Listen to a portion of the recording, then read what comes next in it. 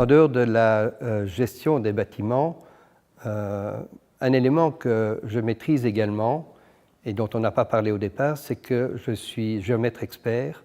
et dans ce cadre, j'effectue des missions d'état des lieux, tant en état des lieux d'entrée qu'en état des lieux de sortie. Et aujourd'hui, dans le cadre de la gestion des bâtiments et surtout de l'étude du bail, je pense qu'il est important, c'est lors de la signature du bail, de vérifier ce que l'on stipule au niveau de la sortie locative. Très souvent, on néglige ce poste et c'est à la sortie locative que l'on rencontre de nombreux problèmes. Les baux, très souvent, précisent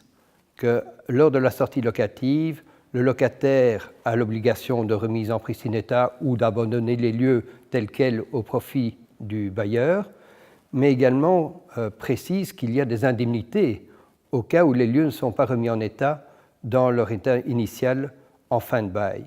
Et là, ces indemnités sont parfois énormes. Elles sont parfois, si vos dommages locatifs présentent,